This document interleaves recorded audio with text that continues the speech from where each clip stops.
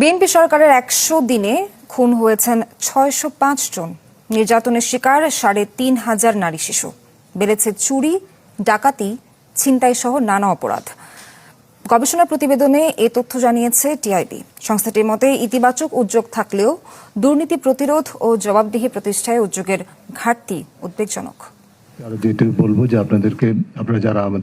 ১৭ ফেব্রুয়ারি ক্ষমতা গ্রহণের পর বিএনপি সরকারের ১০০ দিন নিয়ে গবেষণা করে ট্রান্সপারেন্সি ইন্টারন্যাশনাল বাংলাদেশ টিআইবি।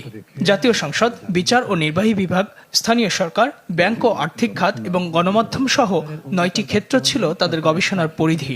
সুনির্দিষ্ট কিছু খাত। টিআইবির গবেষণা প্রতিবেদনে উঠে আসে, গত মার্চ এপ্রিলে দেশের ছিনতাই, চুরি, ডাকাতি, অপহরণ ও ধর্ষণের চিত্র ছিল উদ্বেগজনক।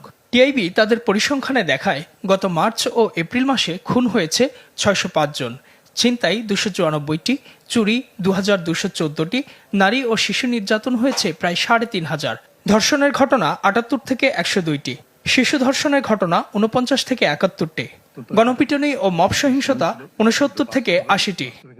সেই মব সংস্কৃতি থেকে শুরু করে যে অপরাধ প্রবণতা, চাঁদাবাজি, দখলবাজি ইত্যাদি, মাঠ পর্যায়ে হাট বাজার দখল, পরিবহন খাত, বাস স্ট্যান্ড এবং এই ধরনের যে এক্সটর্শন বা চাঁদাবাজির দখলবাজির ক্ষেত্রগুলো, সেগুলো যে দলীয় প্রভাবের হাতে নিয়ন্ত্রিত, সেই অবস্থা কিন্তু এখনো অব্যাহত আছে, যেটি আইন শৃঙ্খলা পরিস্থিতি ছাড়াও সার্বিক পর্যবেক্ষণে টিআইবির প্রতিবেদন বলছে, আর্থিক খাতে ঋণখেলাপি ব্যক্তি বা প্রতিষ্ঠানকে খেলাপি ঋণ পুনঃতফসিলকরণ এবং দুর্বল ব্যাংকের অভিযুক্ত শেয়ারধারীদের ব্যাংকের মালিকানা ফিরিয়ে দেওয়ার মতো বিতর্কিত উদ্যোগ নিয়েছে সরকার।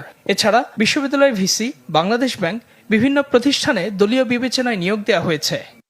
গুরুত্বপূর্ণ প্রতিষ্ঠানে দলীয় বিবেচনা, রাজনৈতিক বিবেচনা আসবে, কিন্তু যাদেরকে নিয়োগ দেওয়া হবে তারা কি আসলে দল নিরপেক্ষভাবে তাদের উপর অর্পিত দায়িত্ব পালন করতে পারবেন কিনা, এই বিষয়টি নিশ্চিত করা সরকারের দায়িত্ব।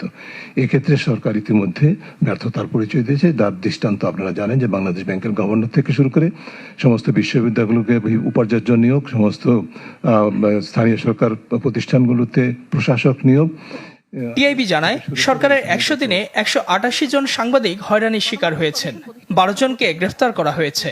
এছাড়া বিচার বিভাগের স্বাধীনতা, মানবাধিকার, দুর্নীতি দমন এবং গুম প্রতিরোধে বিএনপি সরকার পেছনে হাঁটছে বলেও জানায় টিআইবি। সরকার ১০০ দিন একদিক থেকে আশা জাগা নেওয়া সম্ভাবনাময়, তবে জবাবদিহিমূলক সরকার প্রতিষ্ঠান প্রত্যাশা পূরণে সুনির্দিষ্ট পথরেখা বা উদ্যোগের ঘাটতি বিবেচনায় উদ্বেগজনক একটা। ইজাজ শৌমিক, চ্যানেল 24, ঢাকা।